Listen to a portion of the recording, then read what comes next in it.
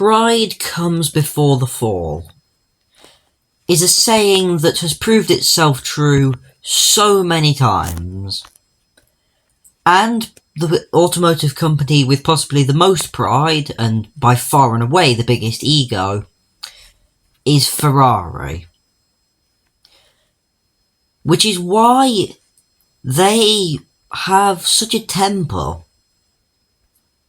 It's also interesting because they're part of a story from which their perspective is almost never told. See, in the 1960s, they dominated endurance racing. In fact, they were so successful that no one thought that they would be beaten. And then Ford tried to buy them. And Ferrari, being the egotistical arseholes that they are, basically stuck a middle finger up at them at the last minute because of some sort of term that they didn't actually write. A good reason as to why you should never just automatically click the terms and conditions whenever you try and go on an app. Anyway, this annoyed Ford. Ford made the GT40 and basically absolutely stuffed Ferrari. But it's here where the story gets interesting for Ferrari. We've heard the Ford GT40 story so many times. I've told it on this channel so many times. But I've never told the bit about Ferrari afterwards. See, Ferrari was stung by this defeat. Badly. In fact, their pride was so wounded that they never returned to endurance racing ever again. Until now. 2023. Le Mans 24-hour endurance race saw the debut of this, the Ferrari 499P, Ferrari's first endurance race in 57 years. Actually, I don't think it was 57 years. Was it? Possibly. Anyway, more than 50 is what I'm getting at. And now, I don't know if they did very well because I do not follow endurance racing. It would be kind of funny if they got beaten out by a Ford again. Or any other, blue-collar hero now. Peugeot could do it in the 9XA, although I'm told they didn't do very well. Either way, this is basically Ferrari's first endurance racer since the is it P3? Yeah, the P3 and stuff from the 1960s. Now, this is this is not the real model. It's a fake. And oh no way! It's a Lancia Stratos. If you didn't get that, that was because a while ago, when the Lancia Stratos was still available in CDT, if you flipped it upside down, it would also do this. Oh, it flipped back over. So as it turns out, this expensive car is perhaps not without its flaws, in the form of bugs. And yes, I mean expensive. This is a permanent shop car that costs 13 million. That's more than 50% of what the limited car is this week, which I will be reviewing tomorrow. I'm very excited to review it. It's a car I like a lot. But yes, 13 million in a permanent shop car. Now, a while ago, that would have been, well, essentially a bolide rival. Well, no, a little below a bolide, but Mazda Furai, McLaren Solus GT, etc., etc. No, not Solus GT. But you get what I mean. Now, you've got... Oh, no, it is Solus GT. Huh. I remember the Solus GT being a lot cheaper, but... Yeah, thanks to inflation... Something that I'm very annoyed about, and I have been for ages. This thing is expensive. I hope it's worth it. However, One of the things that surprises me about this thing is that, oh, Jesus Christ, it's flipped over again. There we go. Is that it's actually not very quick. I like to run speed tests for these things. I do that now.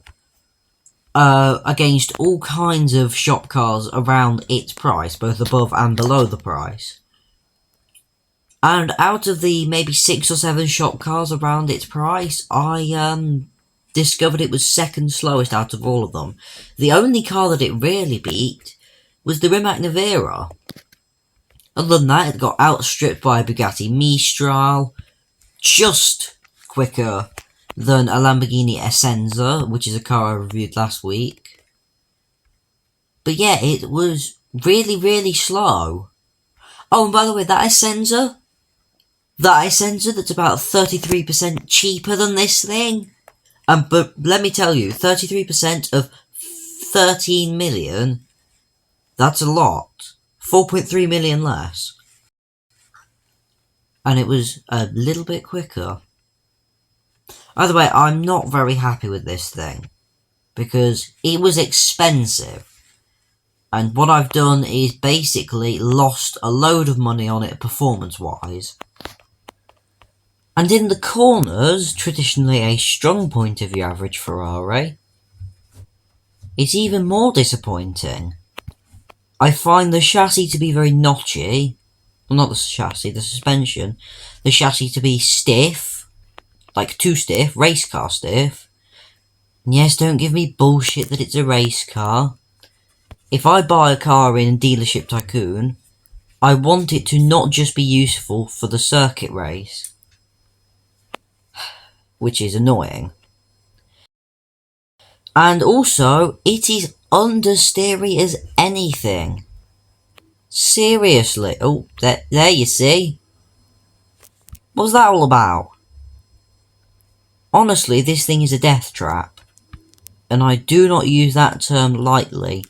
This thing is, well, lethal. Seriously, not happy with it.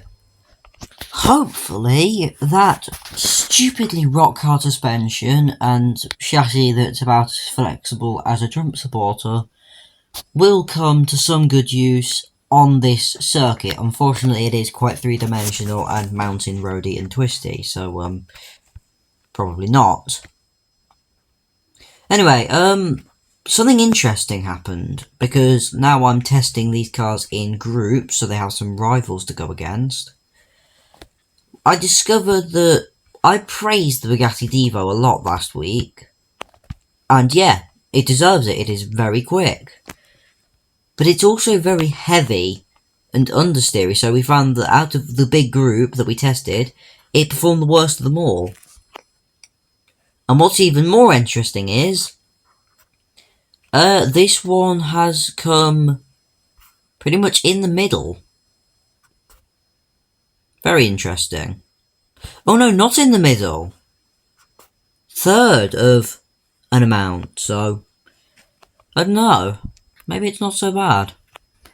But I think that while this is a quite competent car on the race circuit, just because of how it performs on every other road in the game, and the fact that it's quite sluggish, I don't think I could stomach that £13 million price tag again. Even if having some upside down fun because of the glitch.